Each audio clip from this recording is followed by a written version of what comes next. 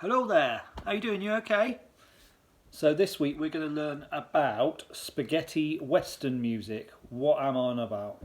What am I on about? So have you heard of, say, cowboy films?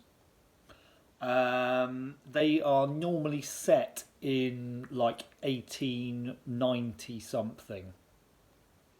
They're kind of 120, 130 years ago they're set.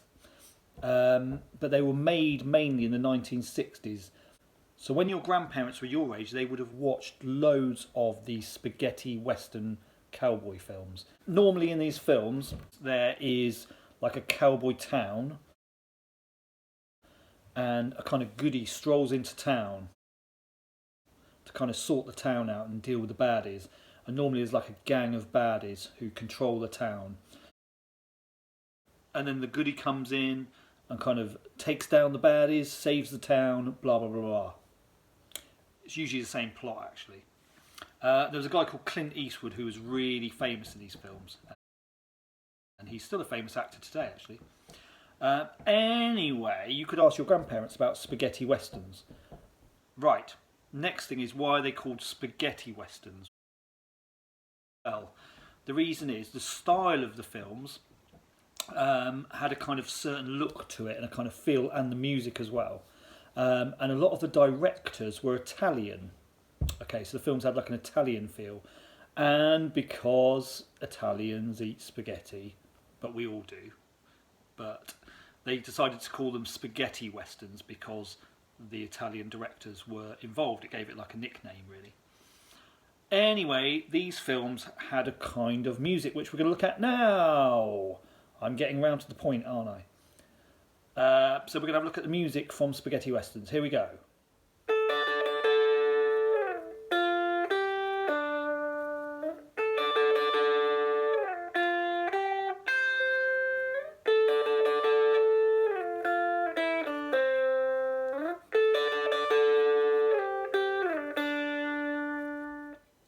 Right then, here is the sheet for the good, the bad and the ugly. So there are 4 little sections here we're going to do today, and then next week I'm going to send you part 2 and part 3, which get a bit faster. But today I want you to focus on, well, this week I want you to focus on this section here, these 4 main sections here. Right, so the first bit, you're going to go 10 and 10 on the second string up and the thinnest string. So what I would do is position your fingers either above each other, a bit like an E minor, or you could have one finger covering the 10th fret, because you want to play this quickly, so you don't want to be jumping up and down with one finger. You want to actually have fingers in place to play that quickly. Okay, so I'll show you that in a second. This little V here, that means vibrato. I'm going to show you that in a second as well. And then you've got the 6 and the 8 on the second string up, and then a 7 on the string above with vibrato. So what I'll do now is I will show you this first line before we carry on, and I'll show you what the vibrato is. Okay, here is the 10th fret, and you know it's the 10th fret because the 12th fret with the double dots is here, or on your guitar it'll be where your guitar meets the neck, won't it? Because your guitar comes in like that. So your 10th fret's here, and you can see I'm using one finger to cover 2 strings. Or you could do this, you could do like an E minor shape and cover 2 strings. Because what you need to do is go back and forth between them quickly, like this. So I'm just going between the 2, look. I'm down here, obviously, look. So it's 10, 10, 10, 10, 10. Now, you know I said there's a V for vibrato. This is what you're going to do. If you want to, you don't have to. And all I'm doing there is I'm going, when I get to that bit, I lift off the bottom finger. If I'm using one finger, that doesn't matter, and I just wiggle my finger. So I'll do it how I do it, look. You see, I wiggle my finger and it just makes the sound different. It's called vibrato. It's quite a cool sound. And then you're going to go back to 6, and you know 6 is your just after your second dot and before 7, you know, where you play Seven Nation Army. So we're going to go back to 6. And then we're going to go to 8. And then we're going to go to 7 on the string above. And do vibrato. So far we got 6, 8, 7. Alright then, so the second part, second section down, is pretty much the same as the first one. Got the vibrato there that I just showed you, it's got the 10th fret which I showed you.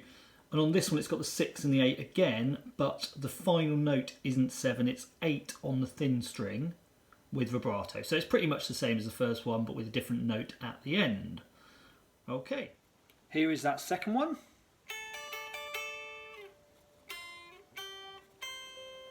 You can see I've just dropped down to get to that 8. 6, 8, 8. Okay, that's that one. And now we've got the third section down. Starts the same with the 10th fret and the vibrato, but different notes here, a different rhythm, a different tune at the end here.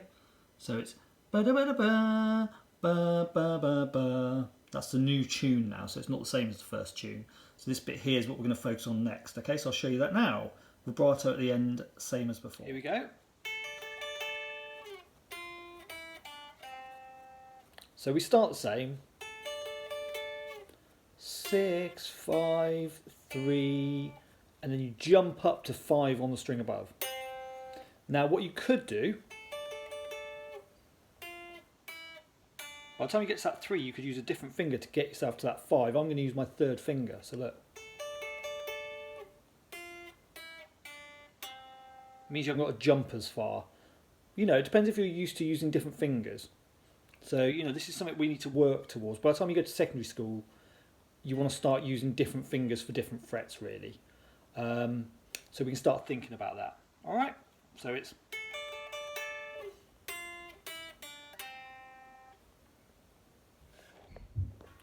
Sorry, my cat's going to take over now. So this last one is 10th fret. Ba-da-ba-da-ba, bum, bum. Okay, so it's quite an abrupt ending there. No vibrato, but you could let that hang. But we're not going to really make a big deal out of that 3. We're just going to go dum dum. So here's the last section.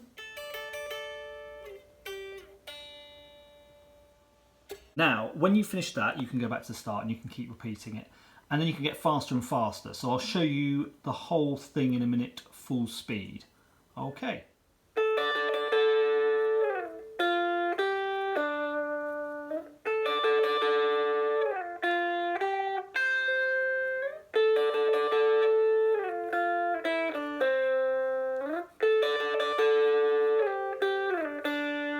So you can keep working on this now for a few weeks and get it really slick, kind of work on that vibrato a little bit and just the kind of speed of it, and that should keep you going for a while, really.